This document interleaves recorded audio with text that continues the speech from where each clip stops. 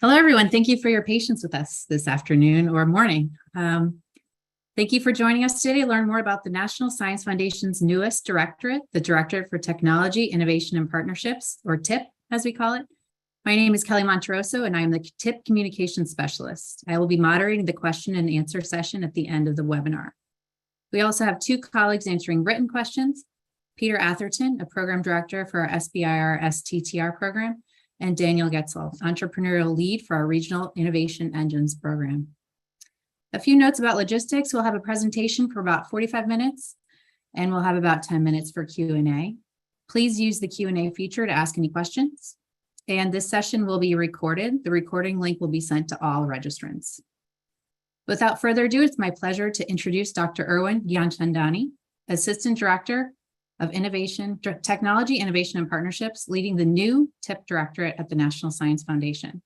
Irwin has spent the last 10 years in leadership roles at NSF, mostly in the Computer and Information Science and Engineering Directorate, or SCIES, where he helped develop and launch several new NSF initiatives, including the Smart and Connected Communities Program, Civic Innovation Challenge, Platforms for Advanced Wireless Research, and the National Artificial Intelligence Research Institutes. Irwin has an interdisciplinary background spanning computer science and biomedical engineering, and he has a passion for developing public-private partnerships and a vision for TIP. With that, Irwin, please take it away. All right. Thank you very much, Kelly, and good afternoon, everybody. It's great to be with all of you today. Really appreciate you all taking the time from your busy schedules to tune into this webinar and to spend some time with us today to hear about the new Technology, Innovation, and Partnerships Directorate at the National Science Foundation. What I thought I would do this afternoon is start by spending a little bit of time providing some context, a little bit of the inspiration and motivation for why a new directorate and why now at the National Science Foundation as well.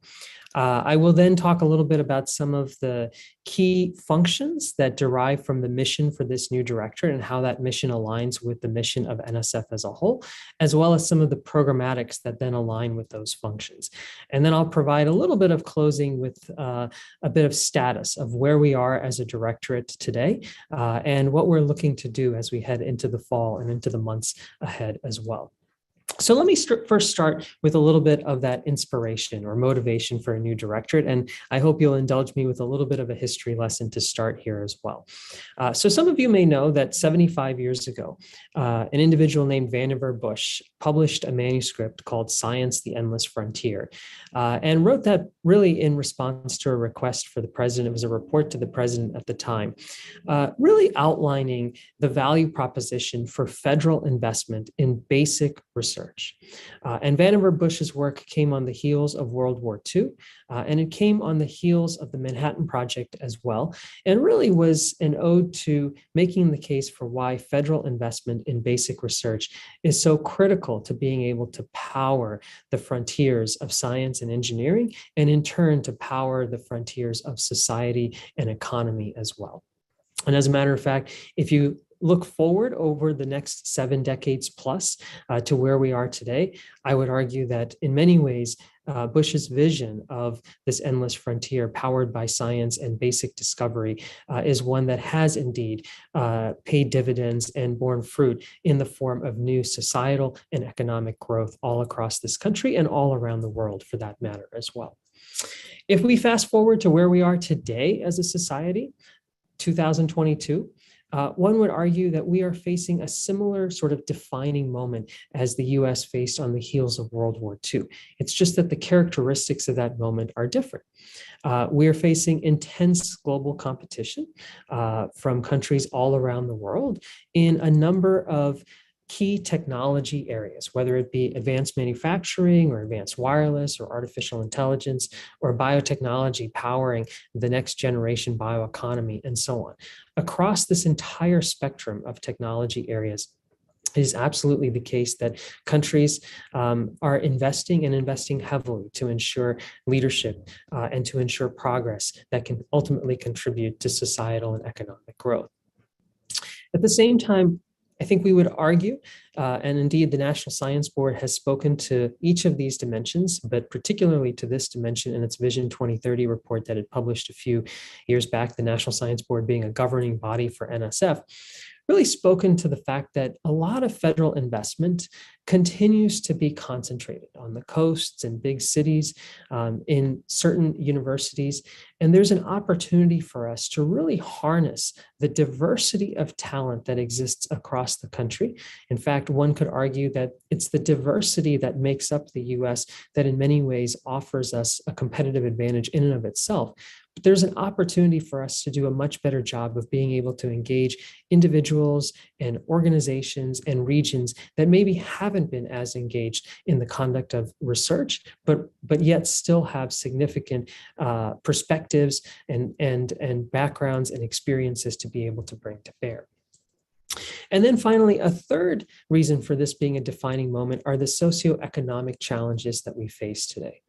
Whether it be climate change, whether it be inequities in terms of access to education or access to healthcare or access to broadband connectivity, a means that affords access to information and the basic currency of information that really drives a lot of what we do today. Those inequities are bearing out in a number of different ways. And then finally, critical and resilient infrastructure as well. We've seen, for example, how the stresses of climate change have had impacts on our critical infrastructure in the form of power outages in the state of Texas after a winter storm a year and a half ago, or in the form of the stressors on our electric grid as a result of the intense heat waves that we've seen. And we see what's bearing down on Florida even as we speak today, unfortunately.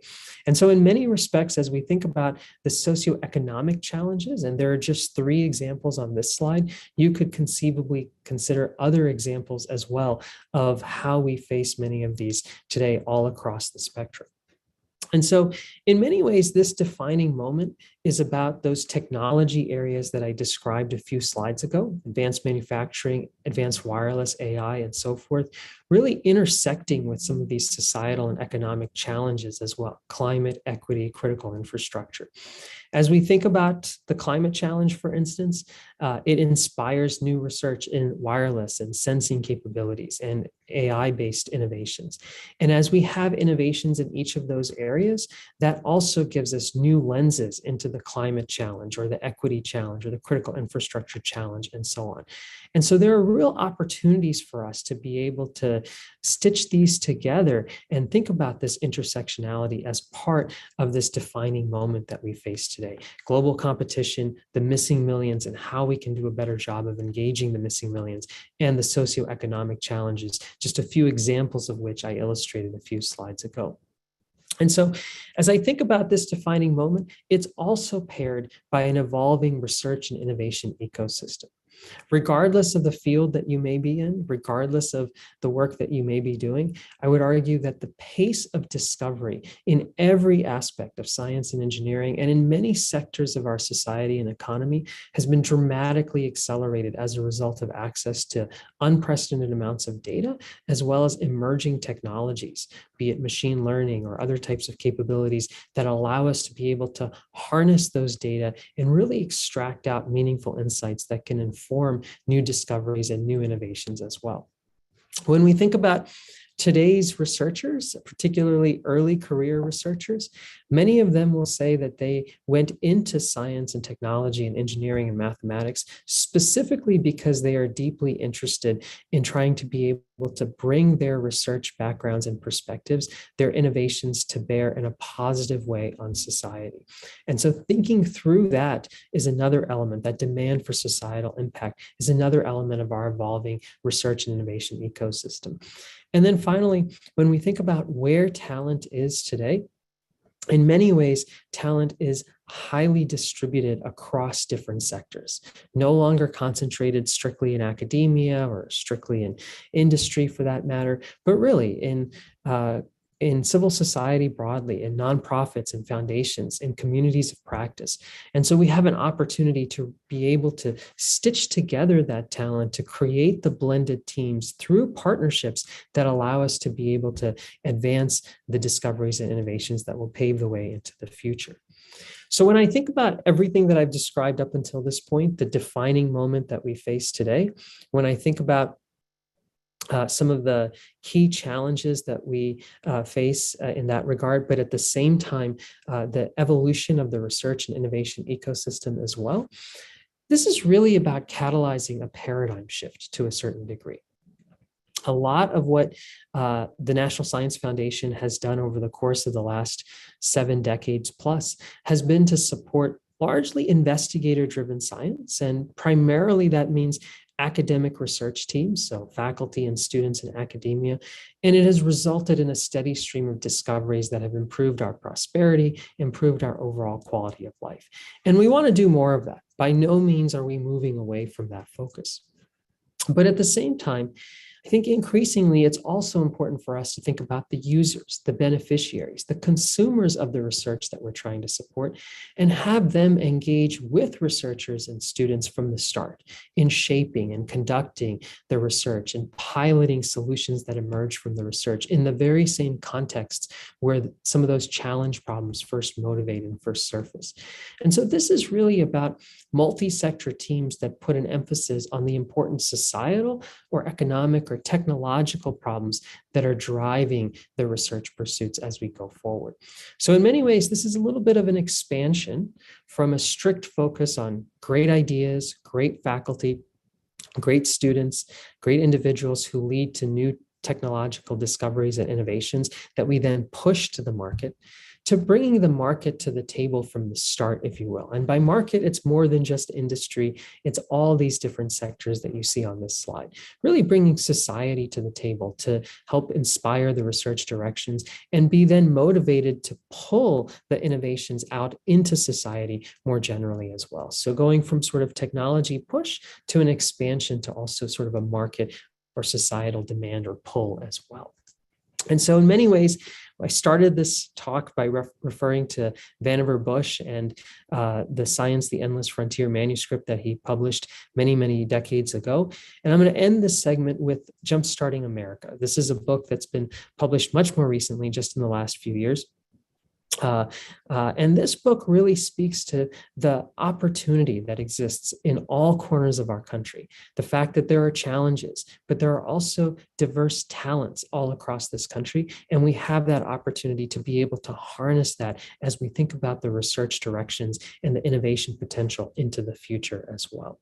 And in many ways, that vision is what is, in our view, espoused by and motivates the CHIPS and Science Act of 2022 that Congress passed and the president signed into law earlier this summer.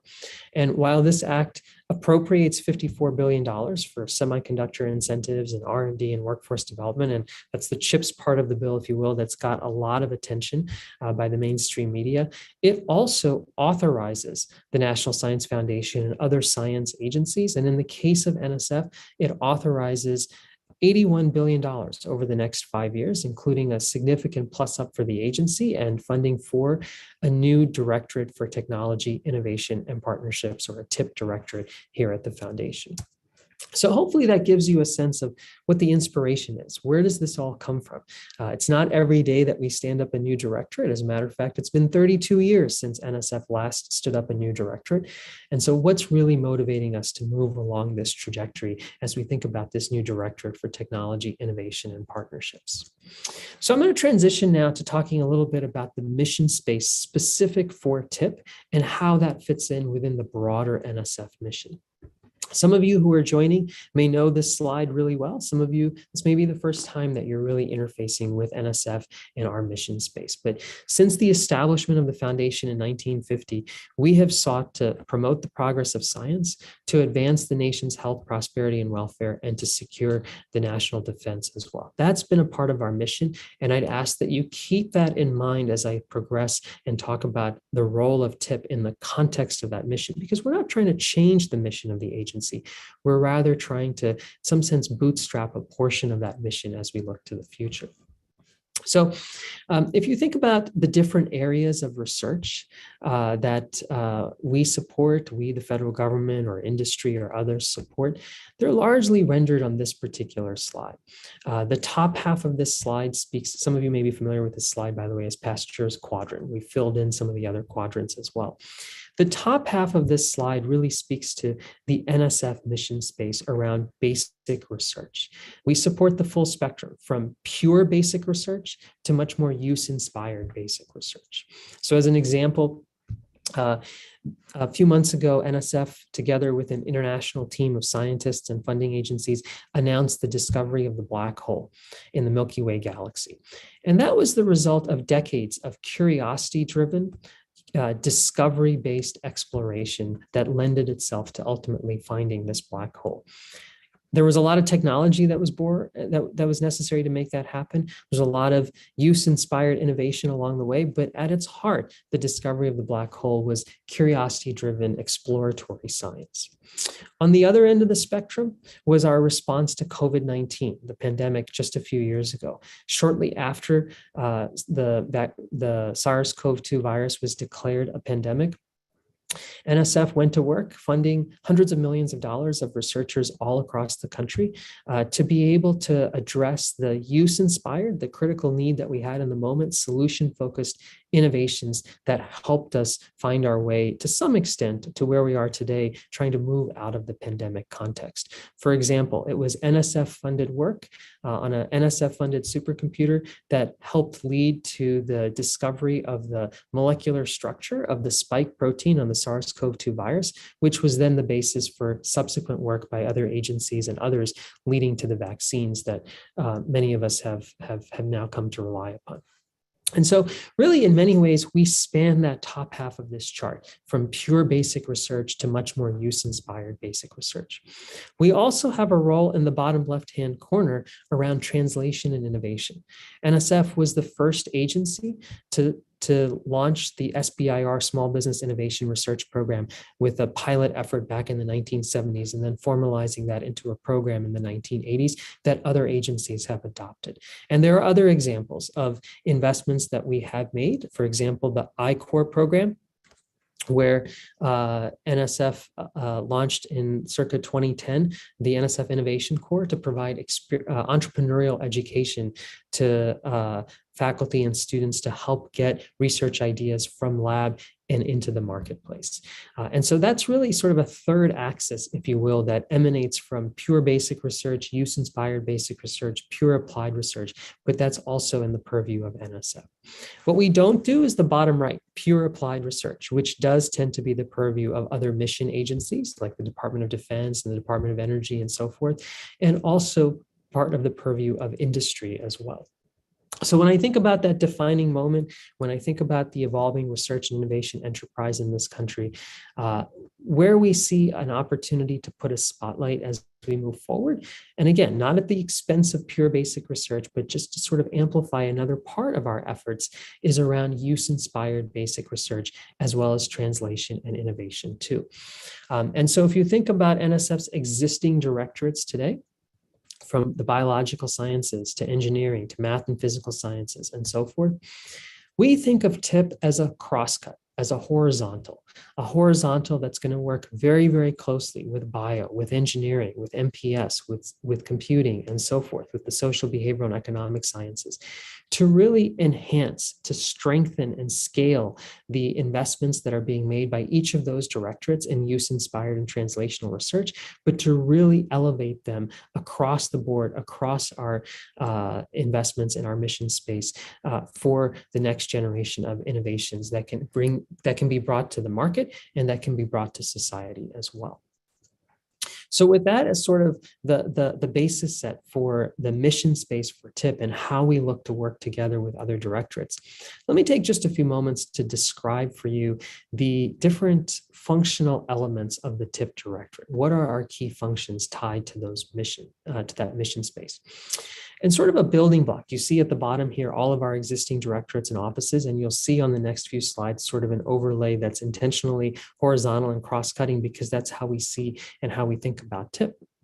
So as a baseline for us is partnerships, accelerating partnerships among the directorates, but especially so with other sectors and with other communities to be able to bring in that expertise, to be able to bring in shared resources, data sets, test beds and toolkits and so forth, other kinds of resources as well, to be able to help advance the frontiers of discovery and innovation. To some extent, NSF's investments today catalyze partnerships. We fund researchers primarily in academia who can then partner with industry based off of those investments and can really help to expand the footprint of what they're able to achieve. But NSF can also directly partner with industry as well. And so a good example of that is a partnership that we announced back in January with Intel. Intel at the time was announcing an investment to the tune of $20 billion in a couple of new chip-making factories in the state of Ohio. And just a few weeks ago, they did a groundbreaking for that effort also in Ohio, just outside of Columbus. As part of that $20 billion announcement, Intel and NSF came together to announce a $100 million collaboration over the next several years that will specifically support education activities, new curricular materials, new instructional materials, new experiential opportunities for students, but essentially new education activities at all levels, as well as new research activities too, that would enable the next generation of semiconductor design and manufacturing. An important element here is that this is about trying to support colleges and universities all across the country, but with a particular emphasis on community colleges, on minority serving institutions, and on other emerging research institutions as well. But this illustrates how we look to work with other stakeholders in other sectors, in this case, partnering with Intel. And just a few weeks ago, we specifically announced the first sort of instantiation of that collaboration, a partnership to fund the development of the high quality manufacturing workforce that we so need. This is a $10 million investment between the TIP Directorate and our colleagues in the Education and Human Resources Directorate here at NSF to specifically advance education and training and improve equitable STEM education at two-year colleges as well as four-year universities. Building on top of that, one layer on top of the partnerships piece for us is thinking about innovation and technology ecosystems. So how do we bring these partners together? How do we bring these partnerships together to really give rise to the ecosystems that will fuel the next generation of innovations and technologies? And here, there are some existing programs that existed at the foundation prior to the establishment of the TIP Directorate that are being repositioned into TIP. And there are also some new investments. You can see the slightly different color scheme here, some new investments that will help us advance key technology areas, advance societal impact areas, also advance innovation as well as learning opportunities for students too. So for example, an existing program that's moving into TIP is the NSF Convergence Accelerator, which we're so excited about. The Convergence Accelerator was established in 2019, and over the course of just 3 years has run essentially close to a dozen tracks now, each one of these tracks focusing in on a different area of technology or a different societal use case, from open knowledge networks that can fuel the next generation of AI systems, to new quantum technologies and platforms, to thinking about the blue economy and what's the ocean sensing potential that can allow us to be able to harness our waterways and clean up our waterways as well, to thinking about persons with disabilities and new opportunities to provide technologies in ways that allow for the equitable participation of persons with disabilities in society. Each one of these tracks funds a set of projects to the tune of $750K or so over the course of a couple of years. And then ultimately we do a down select and fund an effort to really try to prototype and pilot some of those initial research results from phase 1 to phase 2 of a Convergence Accelerator track. Example of this, just a couple of weeks ago, we announced a new investment through the Convergence Accelerator, this one in partnership with the Department of Defense. So another example of NSF directly partnering with other constituents. In this case, this investment is going to support 16 multidisciplinary teams that are looking at how we can enhance our 5G infrastructure, particularly with a focus on security and resilience of that infrastructure going forward. So that's one end of the innovation and technology ecosystem space in terms of existing programs that are moving into the TIP Directorate. On the other end are new programs. And here, a flagship one for the TIP Directorate is a program called the NSF Regional Innovation Engines, or NSF Engines program. And so some of you are probably pretty familiar with the fact that we put out a call for proposals for this program back at the beginning of May. This is really a transformative effort for NSF and for the nation, if done well at the end of the day. Our goal here is to be able to essentially bring together coalitions of regional partners who are working together from within that region and even beyond that region for that matter, but working together on a particular topic area of relevance to that region and of broader relevance to the nation and to society writ large.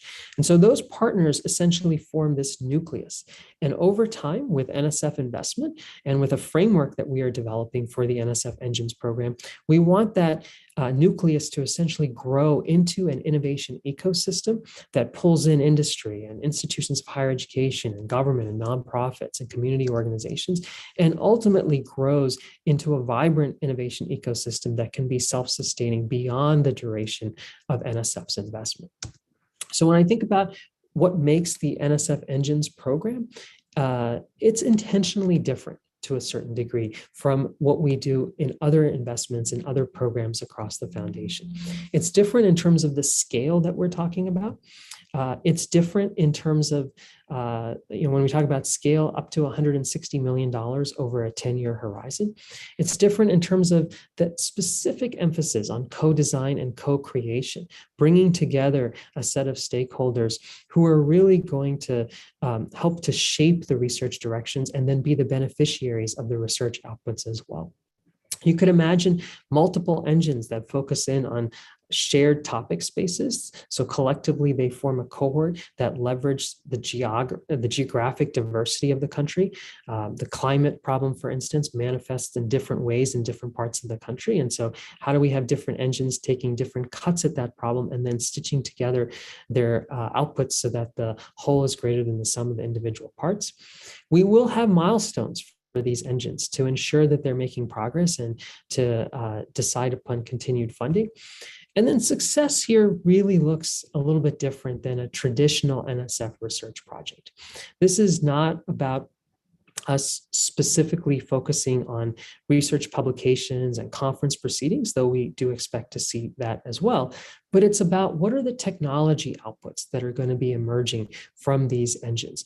What are the workforce capabilities that are going to be emerging from these engines? And in particular, as we think about that, how are we going to be growing a next generation of talent at all levels, from the community college degree, associate's degree level, to the four-year institution level, bachelor's degree, to a master's degree, to a graduate degree, and beyond, so that we can have practitioners and entrepreneurs and technicians and researchers working together around a shared problem space. And finally, I'll note that we are also deeply interested in thinking about this as an experiment on its own accord. How do we evaluate the overall approach with regard to the engines in a way that allows us to be able to determine whether we're heading in the right direction or whether we need to implement course corrections as well, and whether this can be a model for success well into the future, even beyond the duration of the engines program itself. So ultimately, our goal with the Engines program is really to be able to try to expand innovation, to harness the geography of innovation that surely exists across the country, but to be able to expand that in a way such that we can go to parts of the country that frankly haven't benefited as much by the technology or innovation booms over the course of the last several decades that we have witnessed. So we were delighted in that regard to be able to see the response from the community, from you all who responded to the Engines program, and our initial deadline, it was for concept outlines at the end of June. We've since published the concept outlines that are advancing to a full proposal stage, close to 700 concept outlines, including at least a couple from every state, at least one from many of our territories as well. Really, this map, I think, illustrates how we are seeking to expand that geography of innovation. And similarly, to be able to do so in a whole range of topic spaces, from agriculture to advanced manufacturing, to energy, to climate change, to AI and the bioeconomy, and so forth. And so when we think about these engines, we have currently two proposal types that we are moving forward on. One is really around planning and development work that can lead to a future engine, so an investment on the order of $1 million for a couple of years. And another is about a 10-year trajectory across different phases that we will work closely with each engine that we funded on to be able to see about $160 million investment and ultimately grow to a point where an engine can achieve sort of that self-sustaining maturation point, if you will, to be able to go beyond the lifetime of NSF investment. And so when we think about the engines program and where we are in its implementation, we announced the funding opportunity back at the beginning of May. We did a series of very intense and intentional regional roadshows to try to engage with different parts of the country and really hope to spur participation in the effort. I mentioned that concept outlines were due at the end of June. We held a proposers day and published all of the concept outlines that you saw on those maps at the beginning of August. We've received letters of intent for type 1s, but we are here where the star is right now in terms of having a deadline just later this week for full proposals for the type 1s, and then a deadline for the type 2s later on this fall, this winter, as we look to move forward with making the type 1 awards concurrently as well. I think an important point that I'll illustrate, some of you may be quite familiar with the CHIPS and Science Act language and the Economic Development Administration within the Department of Commerce and how we both have equities in this space.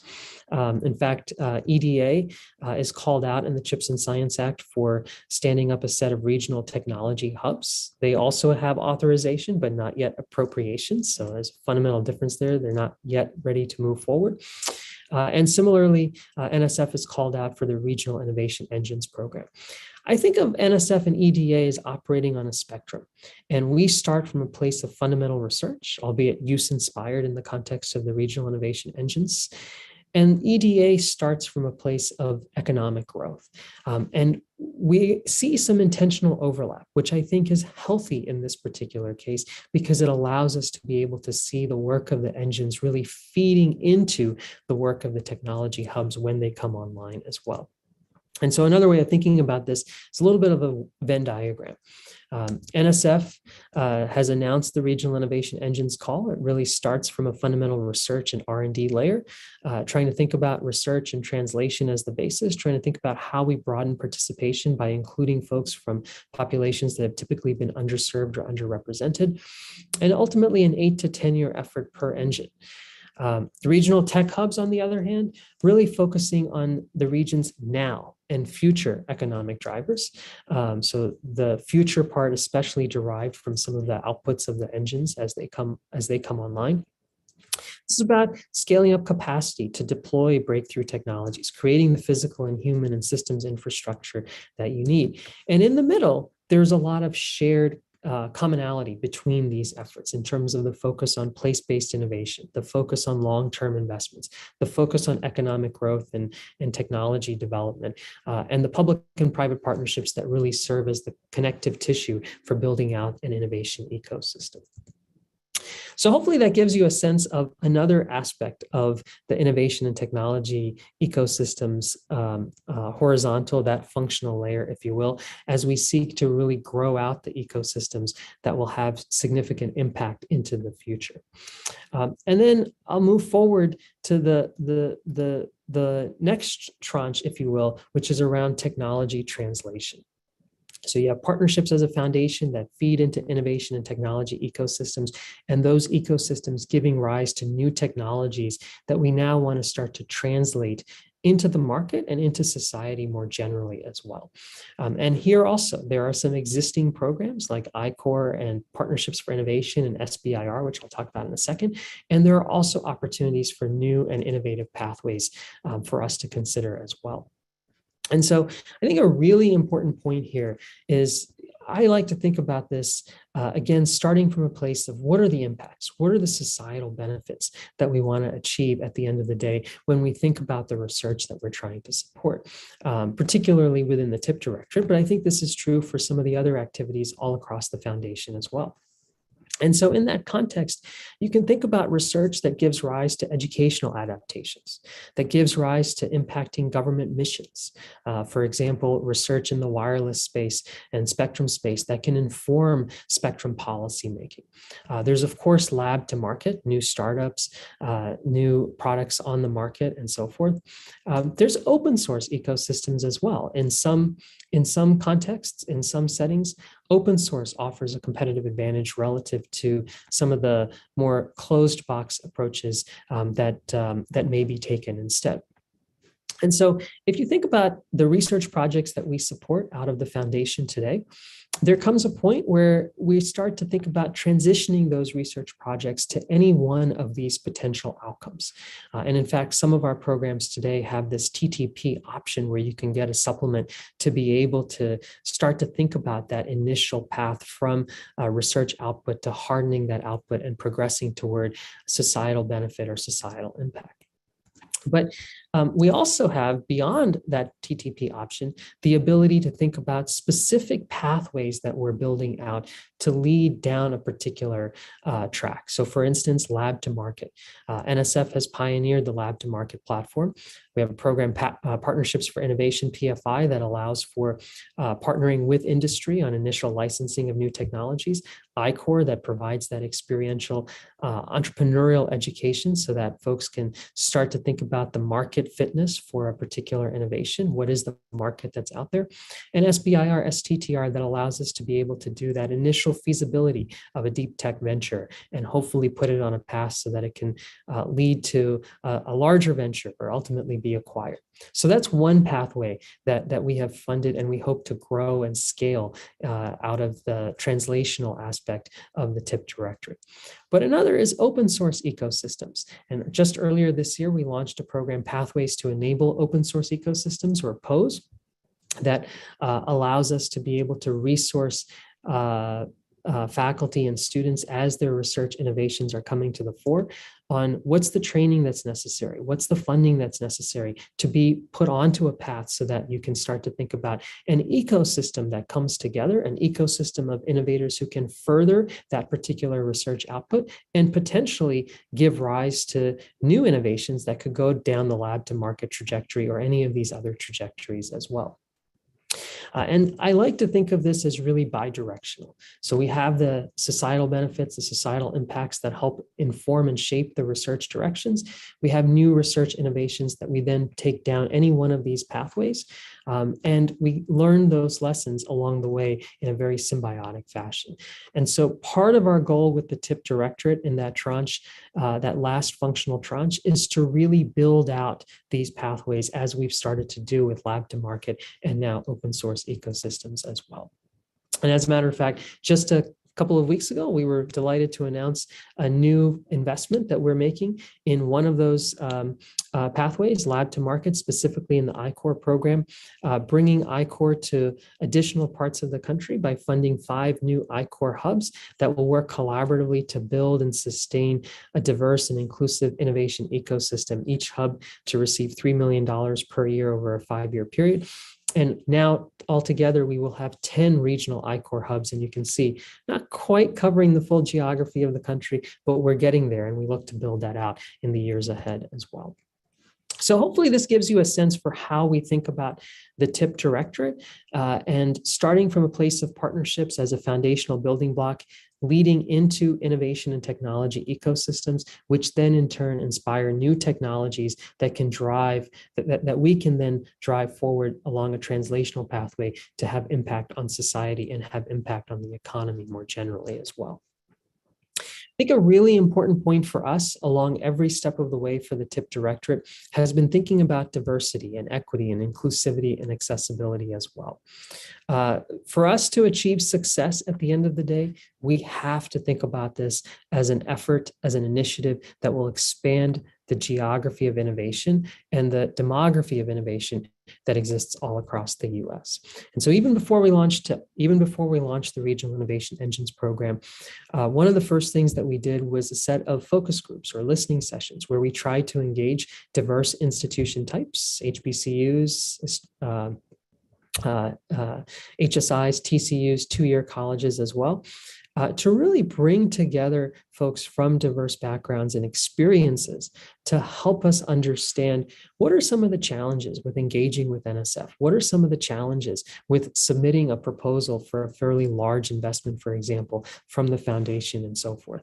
And we've tried to take away some of what we heard from those conversations and use that to inform the design and the evolution of our programmatics as well. So for instance, understanding from those conversations the challenges to building strong partnerships, particularly when you're an institution that's in a remote location, relatively speaking. The need for capacity building. It's not just about supporting research or education. It's about everything that you need around that research apparatus for that to be successful. Policy issues. For example, freeing up time for faculty who have a lot of teaching responsibilities and commitments, freeing up their time by virtue of the way in which we structure the investments and so forth. And so thinking through these dimensions is something that we've strived to do as we've designed our programs. It's one of the reasons, for example, why the Engines program has published all of the concept outlines to engender partnering and teaming and to try to put folks from diverse institutions on a more level playing field as well. And we will continue to do this. That's our commitment. That's our obligation, frankly, as we look to the future as well. So with that, I'm going to wrap up with just a few slides that sort of get at the status of where we are with respect to the TIP Directorate. So I'm really proud of the team that's in the TIP Directorate today, a number of program officers and others, administrative team members and so forth, who have come together as part of this directorate from other parts of the foundation as programs were repositioned, but who have also joined the TIP Directorate over the course of the last several months as well. This slide really reflects their hard work and their persistence in ramping up TIP and in realizing the vision for TIP as well. And so starting with even before TIP was established back in January, partnership with Intel that we announced that I talked about earlier, new programs that we've launched, Pathways to Enable Open Source Ecosystems, the Engines program, formally launching the directorate in mid-March.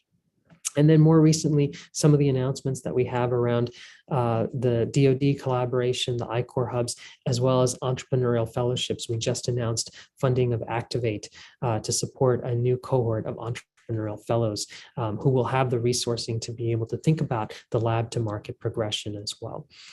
So this is a starting point. We're ramping up slowly but surely the TIP Directorate. But at the end of the day, this vision, everything that I've described, it's contingent upon funding, as we all know.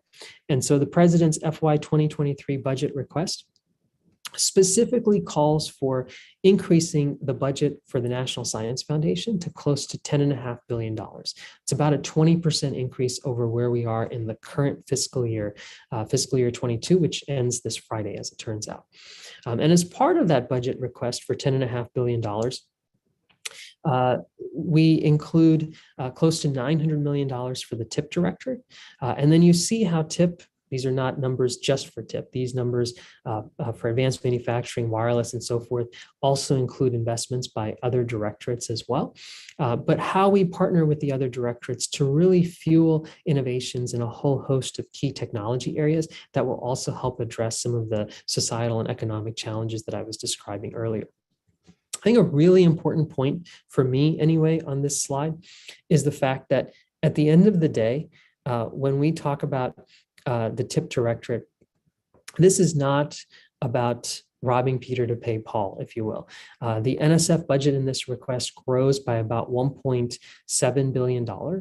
And of that, about $500 million is for TIP. The rest of the funding that gets you to $880 million is existing programs that are being repositioned into the directorate. So that means there's about $1.2 billion of funding that's left for the rest of the foundation as well. So this is meant to be a rising tide lifts all boats mentality for the foundation and for the scientific enterprise that the foundation has long supported. So I hope that gives you a sense for how we think about the TIP Directorate. And if I may, I'll conclude with just one slide here that really speaks to our role in this ecosystem at the end of the day. If you think about that progression from lab to society, And on the left-hand side, you have investments, largely public investments, federal investments, for example, that contribute to basic research. You have private investments from industry that do more of the product development, more of the commercialization piece on the right-hand side.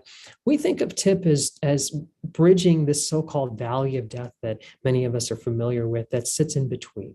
And in many ways, that valley of death for us is our ramp of opportunity, starting from use-inspired research and the symbiosis with foundational research through our collaborations with the other directorates at NSF, and progressing forward through collaborations with other agencies, with industry, with state and local and tribal governments, with civil society and so forth, really using this as a ramp of opportunity to understand what are the points at which we can have interventions that can help us be able to power breakthroughs that get across that valley of death and can have impact in a positive way on society in the long run. So with that, I'll pause. I see we have a little bit of time for questions. I want to thank you again for listening. I hope that this has been a helpful overview for the directorate, and I look forward to your engagement either today or I encourage you to check out the TIP website that you see here at the top, and email us at tip@nsf.gov. And additionally, feel free to reach out to the leadership team that you see represented here for TIP as well. So with that, I'll pause. Kelly?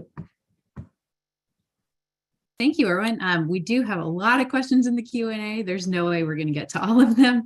I tried to bundle them into a few themes, so you might answer more of them at once. One is, how can companies engage with TIP? Do you have any thoughts on that? Yeah, that's great. Thanks, Kelly. So first of all, I would say we very much look forward to engaging with companies from all different sectors and all different parts of the economy through the TIP Directorate. I think there's a real opportunity for us to be able to do the kinds of partnerships that I've described with Intel. We're emulating that with others as well.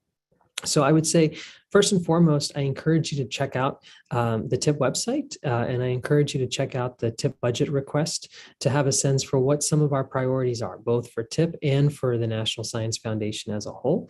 And as you have an opportunity to review those and see points of intersection with your own missions, your own corporate goals as well, I encourage you to then in turn reach out to us directly.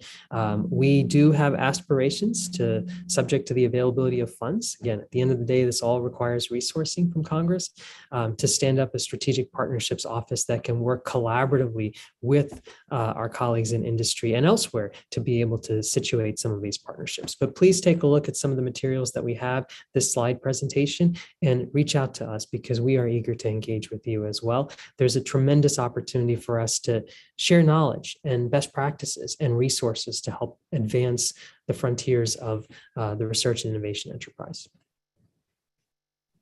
Okay, we had a few questions about opportunities for or underserved people and people who do not have a PhD or an Ivy League education. Can you talk about some of the opportunities we might have available?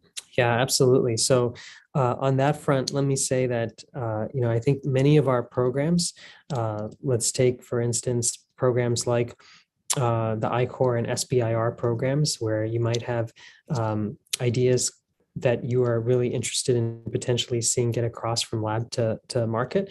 There are many small businesses that are really recruiting for talent on a whole host of dimensions. And so I don't think it takes having an Ivy League degree. I don't think it takes necessarily having a PhD either to be able to engage in some of those ongoing activities that we support on a day-to-day basis. The other thing that I would say is, I talked a little bit about education and workforce development at various points. We are deeply interested in trying to be able to see how can we provide talent at all levels, but particularly talent that maybe isn't in science and technology and engineering and mathematics today. How do we excite talent and how do we inspire talent to enter into this realm through experiential opportunities, for example, by providing folks with internships and externships at companies in those initial entry points in various STEM settings, if you will, that can then serve as a catalyst for folks to be able to go on and maybe find a job through that, maybe find a pathway back into some additional training, for instance, at a community college or something to that effect. And so I think we're deeply interested in trying to be able to create those pathways. We used to talk about education and workforce development as being a progression, sort of pipelines, starting at high school and progressing your way through. But increasingly today, it's no longer about pipelines. It's about pathways as folks come and go in and out of the education space and enter into jobs in a whole host of settings. And we want to see if we can further cultivate that out of TIP and in collaboration with our colleagues in the Education Directorate here as well. I think we'll probably have just one or two more questions. So how does TIP think about taking investment risks to bridge the quote valley of death, the slide that you showed? Yeah, so I think the short answer to that is, first of all, we can't do it alone, right? So when we think about investment risk, I think increasingly we're thinking about ways in which we can invest at that early stage, in particular, as a research activity is starting to bubble up and potentially lead down toward a translational opportunity. Let's engage at that early step and create at the earliest step possible and really create the opportunity and the headspace through some of these entrepreneurial training experiences, through some of the opportunities for engaging with industry to see where is their market potential and so forth. So that's one end of the spectrum, if you will. The other thing that I would say that's very relevant here is you asked the question earlier, or folks asked the question earlier about how we look to engage with industry. We're also looking to engage not just with industry, but with investors as well, and bring them to the fore at the appropriate times in the risk-taking process too. So I think there's opportunity on many dimensions in that regard as we think about this space. There have also been a few questions about how we work with other agencies. Can you speak to how we work across government? Yeah, so very interested in collaborations with other agencies. I think of TIP as, in some sense, a liaison, if you will, between the rest of the foundation. Not that the rest of the foundation doesn't have active collaborations today with other agencies, but we can sort of help to amplify that and expand that as we go into the future as well. So looking to see if we can create those bridges between the research that NSF is supporting and the mission spaces of USDA or Department of Defense or Department of Energy. We've built out those collaborations over the last several years, and I think we're looking to expand upon those as we head into the future. A great case study of this, for instance, is the Regional Innovation Engines program.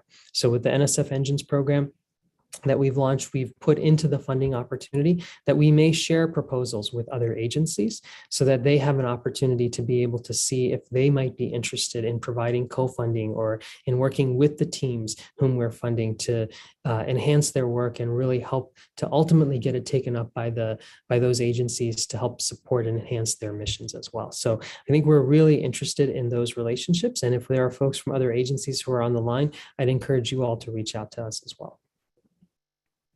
And just one last question.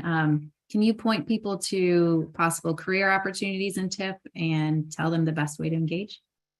Yeah, absolutely. So we do have to staff a directorate. We have some great talent that's on board here already from existing programs or some talent that we've been able to recruit over the course of the last few months as we've been ramping up, but there's much more ramp up to do.